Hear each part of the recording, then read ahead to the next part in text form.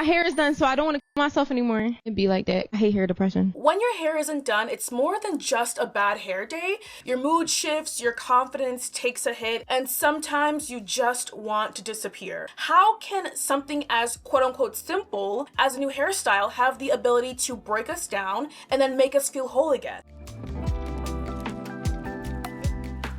So imagine you're getting ready for one of the most important nights of your life, and then your hairstylist cancels the night before your appointment 5 days before the big event. It's not just an inconvenience, it's a full-blown crisis because it's never just hair, it's confidence, it's identity, and apparently it's the reason I almost missed out on seeing Beyoncé herself. Question: how do y'all do the little fun transitions? I want to do it too. The next morning. I'm very stressed out, very overwhelmed. I have no idea what I'm gonna do. You know, it's funny when I think about it now, but in the moment it was anything but. The panic wasn't really about the hair. Like, I wasn't ready to face the world, let alone Beyoncé. I had spent so much money and time just perfecting my outfit for this one night, only to get the notorious "Hey Boo" text the night before my appointment. And I know I'm not the only one here. You know, hair shapes so much of who we are, whether it's getting a bob after a bad breakup, or that euphoric feeling of finally figuring out how to do your own knotless boho braids. Hashtag new hair, new me. It's a reflection of how we're feeling and how we want to be seen: polished, bold, carefree.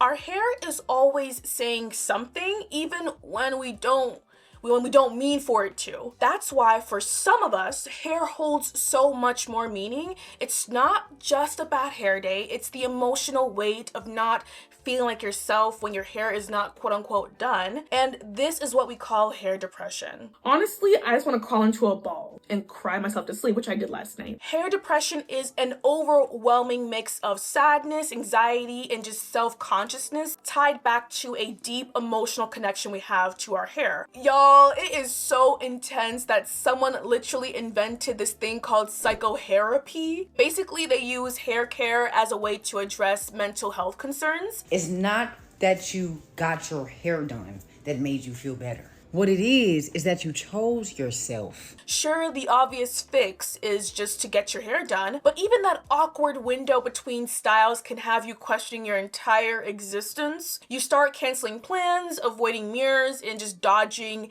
everybody and their mama.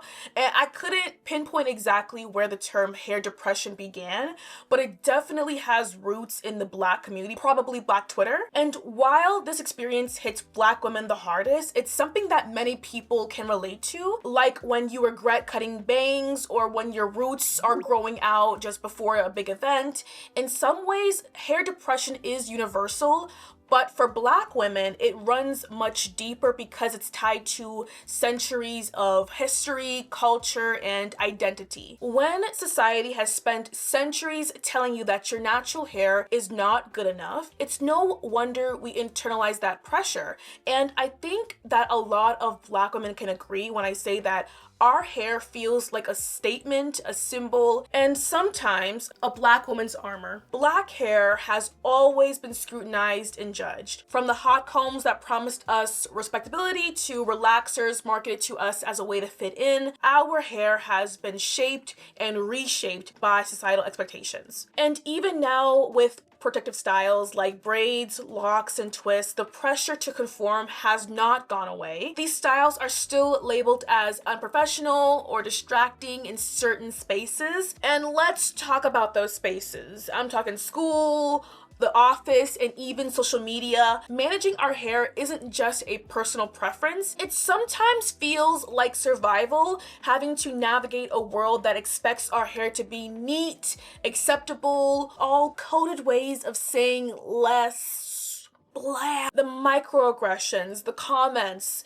the double standards, the looks are all a lot, to the point where it influences how we plan our lives. Because when you're balancing costs, time, and how you'll be perceived, every hairstyle feels like a high stake decision. Straight hair is often called sleek, but braids are or an afro, that's bold or even too much. Your natural hair is good for when you want to pick your kids at school. Oh, wow. Don't bring your natural hair to my event. Have y'all seen the girls on TikTok showing off their digital hair calendars? And in 2025, one of my main goals is to keep my hair done.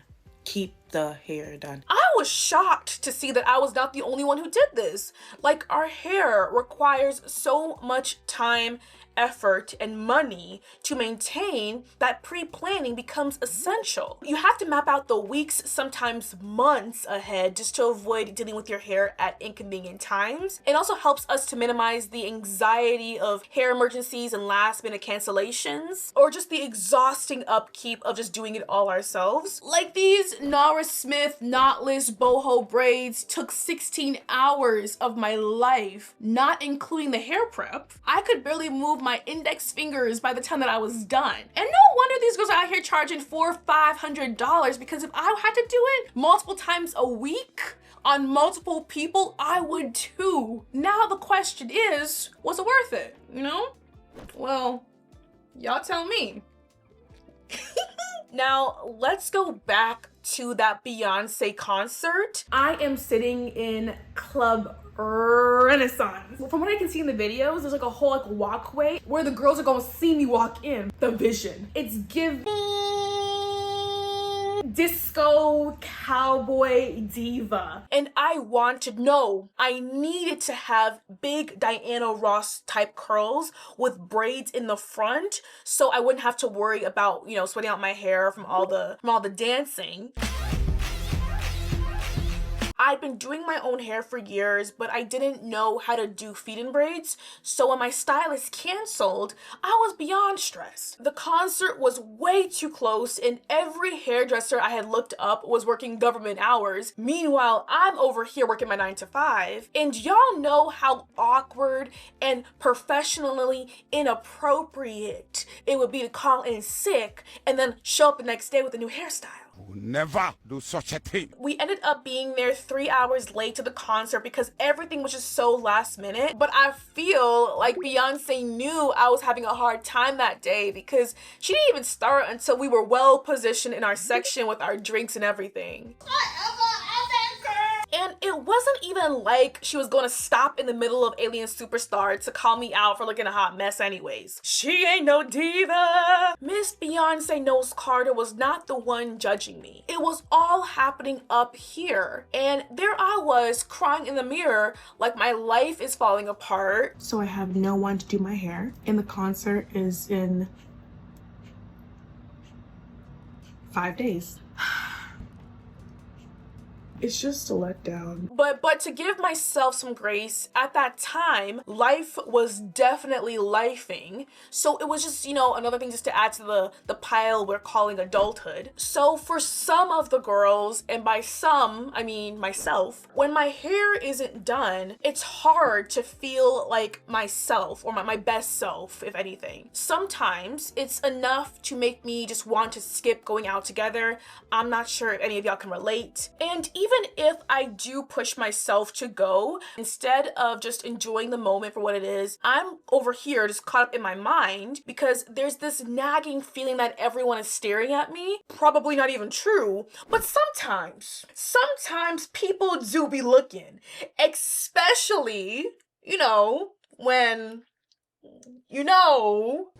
child. Anyway, so I personally wouldn't consider hair depression exclusively a Black woman thing, but it's definitely magnified for us because studies have shown that Black women spend, I think it's like 9 times more on hair products than non-Black consumers. We are pouring billions into wigs, braids, silk presses, and every product that is marketing towards fixing our hair or managing our hair better. And no matter how much we spend, there's always a new product, a new style to chase. It's exhausting. And honestly, It feels intentional. The over manipulation, the tight braids, lol, the heat damage, and the constant experimentation leaves so many of us stuck in this cycle of repairing and protecting and repairing and protecting instead of actually enjoying our hair. Oh, I'm wearing this wig because I'm protecting my hair. What are you protecting your hair from? I can't have my hair out. Why?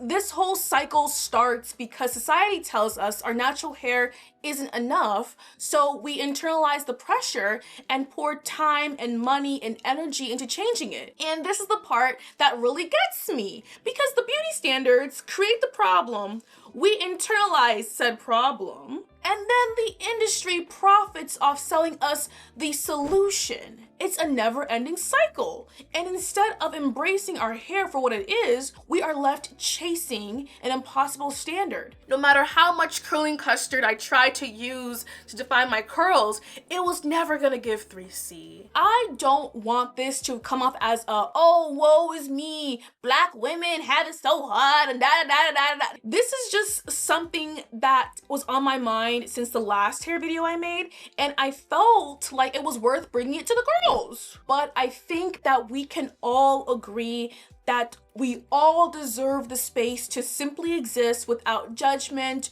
without the hyper critique, and without the constant pressure to prove ourselves, whether it's through our hair, our skin, or anything else. And I also want to add that sometimes it really be your own people who will reinforce those same standards and project them onto each other, when the only thing we should be projecting is grace. And I know that's right. So I wouldn't say that I've cracked the code on hair depression.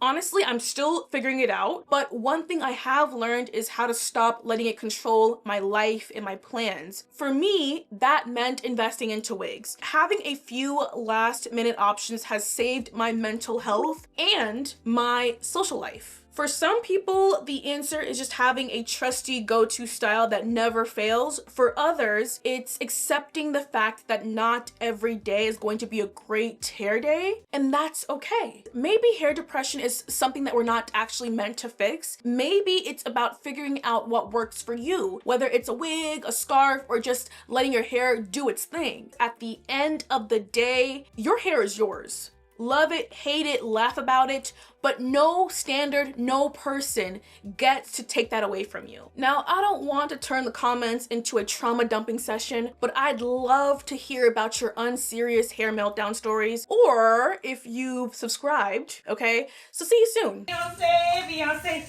Shakira.